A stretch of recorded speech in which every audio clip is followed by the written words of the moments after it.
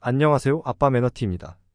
얼마 전에 테슬라의 충전 규격인 북미 충전 표준을 채택하는 업체가 늘면서 기존 충전 업체들의 주가가 크게 떨어졌는데요. 차지포인트, 블링크 차징, EV고 모두 6개월 전보다 30% 이상 주가가 하락했습니다. 최근 기사를 보니 테슬라가 충전소를 빨리 짓고 경쟁 업체보다 절반의 비용으로 입찰을 하면서 연방정부에서 지급하는 충전소 건설 보조금 경쟁에서 앞서고 있다고 해요. 전기차에 이어 전기차 충전 시장까지 독점하고 있는 상황인데요. 2023년 9월 1일 기준 월스트리트 저널이 분석한 데이터에 의하면 미국 전역에 설치된 3.3만 개의 고속 전기차 충전기 중 약 60%가 테슬라 제품이라고 합니다. 이런 상황에서 다른 전기차 충전 인프라 기업들은 현재 실적이 어떤지와 앞으로 어떤 전략을 가지고 움직일지 알아보는 시간을 가져보겠습니다. 기존의 북미 충전소 시장 점유율 1위인 차지포인트와 EV고, 블링크 차지에 대해서도 알아보고 비교해볼까요? 기업을 알아보기 전에 전기차 충전 방식에 대해서 알아보겠습니다. 충전 방식으로는 완속 충전 AC와 급속 충전 DC가 있습니다. 전기차 배터리가 직류 전원이다 보니 교류 전원인 AC로 충전하면 직류로 변환 후 충전을 해야 돼서 충전 시간이 4시간에서 5시간으로 오래 걸린다고 합니다. AC는 한국, 미국, 일본이 사용하고 있어 호환성 부문에서 불편함이 덜한 편입니다. 그 다음은 직류 전원인 DC 충전이 나왔는데 같은 직류라서 변환할 필요가 없어 20분 정도면 충전이 됩니다. 그런데 DC 충전은 국가, 제조사마다 달라서 별도의 충전기가 필요한데 현재는 DC 콤보라고 해서 교류와 직류를 동시에 사용할 수 있는 방식이 적용되고 있습니다. DC 차데모라는 것도 있는데 이것은 일본 차량 중심으로 개발되었던 방식이라고 하네요. 테슬라는 NACS 북미 충전 표준으로 AC와 DC를 통합했고 현대차, 차지포인트 등 AC 충전 CCS를 채택하고 있었습니다. 사용하는 측면에서는 NACS가 이점이 있습니다. 이제 차지포인트에 대해서 알아보겠습니다. 차지포인트는 2007년에 설립되어 2021년에 상장했으며 북미 충전 인프라 1위입니다. 참고로 테슬라는 고속 충전기 점유율이 1위입니다. 이 기업은 전기 충전소를 제작하고 설치해주며 클라우드 기반으로 소프트웨어로 고객들에게 충전 시설에 대한 정보를 제공하고 충전기 사후 서비스로 수익을 내고 있습니다. 하드웨어만 설치하지 않는다고 하는데요. 결국 충전에 대한 통합 솔루션을 제공하는 게 목표로 보입니다. 현재는 메르세데스 벤츠, 폭스바겐, BMW 등 세계적인 자동차 회사와 협력하고 있고 최근에 스템, 니콜라와도 협력 발표를 하면서 영향력을 넓히고 있습니다. 이제 실적을 보도록 할까요? 연간 매출액을 보면 2021년부터 매출이 증가하기 시작하면서 2022년에는 2021년 대비 2배 정도 매출이 증가했습니다. 영업이익률은 많이 개선했는데 매출이익률은 소폭 하락했습니다. 실적 자료에 보면 공급망 문제로 인한 선적 지연 등의 문제가 있었던 것 같습니다. 비용을 보면 연구개발비가 비중이 가장 크고 그 다음 판매비, 일반 행정비 순입니다. 매출액은 2배 정도 늘어났는데 비용은 34%밖에 안 늘어나서 수익성이 크게 개선되었어요.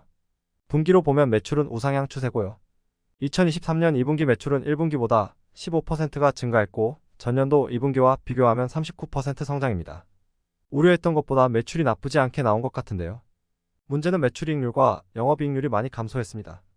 20%대 매출이익률이 1%로 감소했고 영업이익률도 20%가량 악화됐어요. 비용을 보시면 1분기 대비 13% 증가했고 연구개발비가 크게 늘었습니다. 매출 증가폭에 비해 일반 행정비는 큰 차이가 없는데 그나마 인원을 10%를 줄이고 비인건비도 줄인 결과입니다. 그럼 매출이익률이 감소한 이유는 무엇일까요?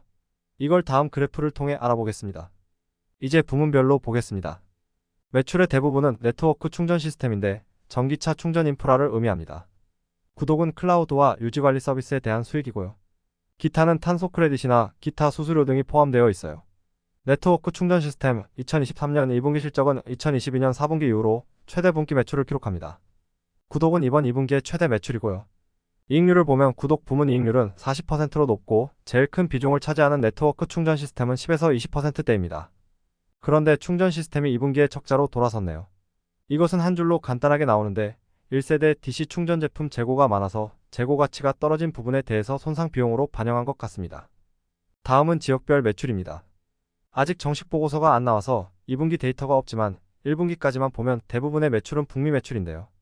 기타 매출은 점점 늘고 있는 상황이고 1분기 북미 매출이 2022년 1분기와 비교하면 많이 증가한 상태입니다. 기타의 증가는 유럽 쪽 매출이 점점 늘고 있다고 볼 수 있고 이번 1월에 메르세데스 벤츠에 충전기 배송을 했다고 하네요. 재무 상태를 볼게요. 적자가 계속되면서 자본이 감소하고 부채는 크게 늘면서 부채 비율이 가파르게 증가하고 있습니다. 부채 비율이 288%면 높은 편이라고 볼 수 있습니다. 유동성을 보면 2021년 1분기만 해도 유동 비율이 600%대였는데 2023년 2분기는 200%까지 감소하게 됩니다. 여기에 재고를 제외하고 보면 160% 수준입니다. 보통 유동 비율을 150% 정도는 돼야 마음이 편하다고 볼 수 있는데 앞으로가 유동성의 위험 신호가 갈 수 있습니다. 현금 흐름은 2022년 4분기를 제외하고 계속 현금이 유출되고 있습니다. 그리고 그 음수값이 점점 커지고 있는 상황이라 빨리 수익성을 개선할 필요가 있다고 보입니다. 그리고 현금이 계속 줄고 있어서 ATM 오퍼링을 통해 자금을 계속 조달받고 있는데요. ATM 오퍼링으로 받은 현금은 2023년 1분기에 17.5밀리언 달러, 2분기는 37.3밀리언 달러입니다. 위에서 말씀드렸던 테슬라가 표준이 됨에 따라 나머지 충전 인프라 기업들의 전략이 어떠냐에 대한 대답을 컨퍼런스 콜에서 했는데요. 기존에는 글로벌로 점유율이 높았던 합동 충전 시스템 CCS를 채택하고 있었는데 테슬라로 인해 NACS 커넥터 솔루션을 개발해서 11월에 출시한다고 합니다. 결국 NACS 규격을 무시할 수 없다고 보입니다. 3분기 예상 실적은 150에서 165밀리언 달러로 2분기 대비 최대 10% 증가, 최저 동등 수준으로 될 것으로 보고 있습니다. 그리고 3분기는 다시 매출이익률이 어느 정도 회복될 것으로 보고 있네요. 차지 포인트는 종합해보면 매출상으로는 잘 성장하고 있고 특히 해외 매출이 좋아지고 있습니다. 그런 와중에 1세대 DC 충전기 공급 과다로 2분기의 비용을 한번 떨었다고 보시면 될 것 같아요. 3분기부터는 새로운 마음으로 시작한다고 해석이 됩니다. 그 다음은 EV고를 알아보겠습니다. EV고는 2010년에 설립되었고 100% 재생에너지로 구동되는 DC 충전 네트워크를 운영하고 있습니다.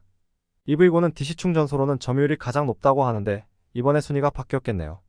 EV고와 차지포인트는 비즈니스 모델의 차이가 있는데요.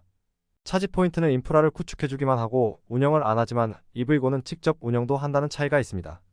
공통점은 하드웨어 설치에 그치는 게 아니고 소프트웨어를 이용한 서비스도 제공하고 있다는 점입니다. EV고는 현재 미국 관련 업계 3위고 제네럴 모터스와 협업을 하고 있습니다. 참고로 2위는 일렉트리파이라고 하네요. 제네럴 모터스와 포드가 NACS를 채택하면서 EV고도 NACS 커넥터를 추가한다고 하는데요. 결국 많은 충전 인프라 업체들이 대세를 따를 수밖에 없는 것 같습니다. 이제 실적을 볼까요? 연간 매출은 2022년이 2021년보다 2배 이상 늘었지만 차지포인트 매출이 EV고보다 8.5배 높습니다.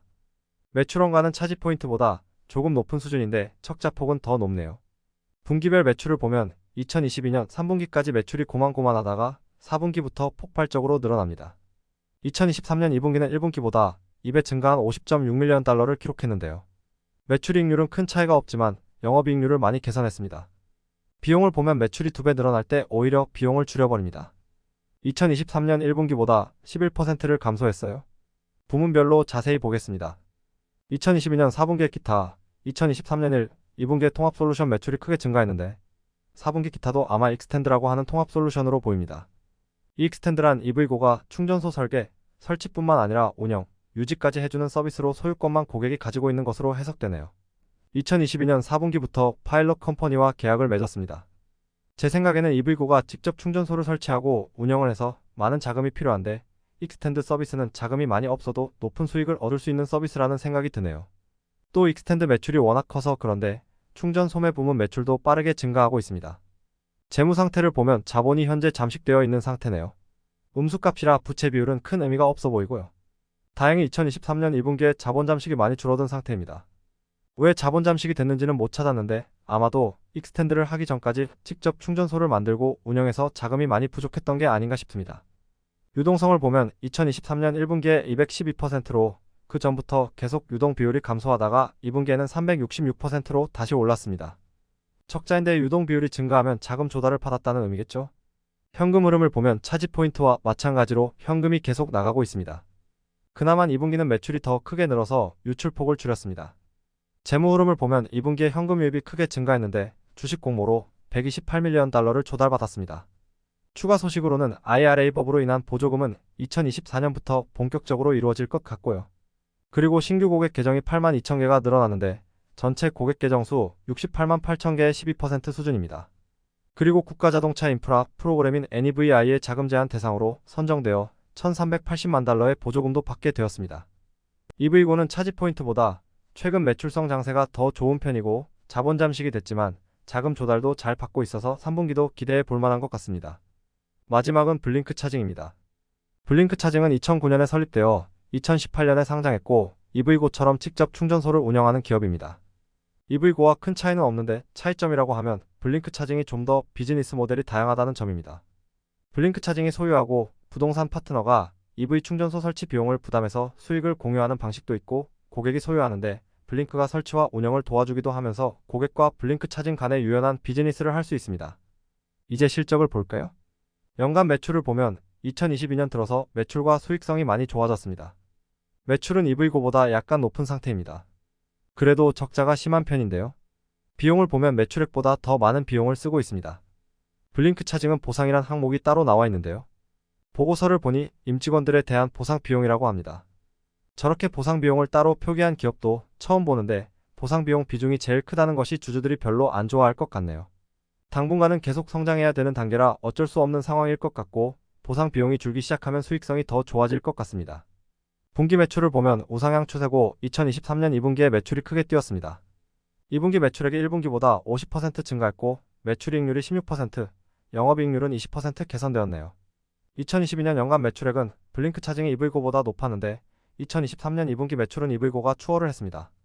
영업이익률 역시 EV고가 더 좋고요. 비용을 보면 이번 2분기 보상 비용이 안 그래도 높았는데 더 높아졌어요. 1분기보다 65%가 올랐습니다. 엄청나네요. 세부 매출을 보면 제품 판매와 서비스가 있는데 두 항목 모두 우상향하고 있습니다. 특히 이익률을 보면 제품 판매 이익률이 40%대에 들어왔고 서비스 역시 1분기에는 주춤했지만 80%대의 이익률을 보입니다. 제품 판매 수익성이 좋아진 이유는 2분기에는 위탁 제조한 충전기보다 자체 제작한 충전기 판매가 더욱 늘어난 것이 원인이라고 합니다. 앞에서 매출 이익률이 올라간 이유도 이런 영향이 있을 것 같습니다. 지역별로 보면 북미 매출이 높긴 한데 세계적으로도 매출이 증가하고 있어서 고무적이라고 볼 수 있어요. 블링크 차징도 해외 매출은 유럽 쪽이 높은 것 같습니다. 재무 상태를 보면 EV고와 다르게 부채 비율도 낮고 자본 잠식은 없습니다. 대신 2022년 들어서부터 부채 비율이 빠르게 늘고 있어요. 그나마 EV고보다는 나은 상황이네요. 유동성 역시 최근에 자금을 많이 소진하면서 유동 비율이 2분기에 247%가 되었고 재고를 제외하면 180%대까지 내려옵니다. 여기서 자금을 더 소진하면 자금 조달이 필요할 때가 곧 올 것 같습니다. 현금 흐름 역시 다른 기업과 마찬가지로 현금을 벌어오지 못하고 있고 2분기에 현금 유출폭이 더 커졌습니다. 블링크 차징은 2023년 매출 목표를 10% 상향 조정할 정도로 좋은 성과를 보이고 있습니다. 블링크 차징 역시 NACS와 CCS를 통합하였고 미국뿐만 아니라 유럽의 기업들과 계약을 추가적으로 체결했습니다. 이렇게 전기차 충전 기업에 대해서 알아봤는데요. 테슬라의 영향력이 커져도 워낙 전기차 충전의 파이가 커서 그런지 공통적으로 매출과 수익성이 좋아지고 있다는 점과 아직까진 모두 적자라는 것이 공통점입니다. 또 하드웨어만 제공하는 게 아니라 소프트웨어와 서비스까지 통합 솔루션을 모두 가지고 있어요. 여전히 많은 자금과 시간이 필요할 것으로 보이며 제일 앞에서 언급했듯이 테슬라가 저가 공세로 거세게 확장을 하고 있어서 나머지 기업들이 더욱 쉽지 않은 상황입니다. 단순한 제 생각은 북미에서도 잘해야겠지만 해외 시장을 더욱 적극적으로 공략하는 게 어떤가 싶기도 하네요. 그런 관점에서는 오늘 정리한 세 기업 중 차지 포인트가 제일 유리한 것 같습니다. 하지만 나머지 두 기업의 성장세도 무섭기 때문에 잘 지켜봐야 될 듯합니다. 3분기에는 또 어떻게 성장했을지 궁금하네요. 오늘 정리한 내용은 여기까지고 새로운 기업들을 빠르게 보느라 완성도가 높진 않은데 다음 분기에는 더 좋은 영상을 만들도록 하겠습니다. 시청해주셔서 감사합니다.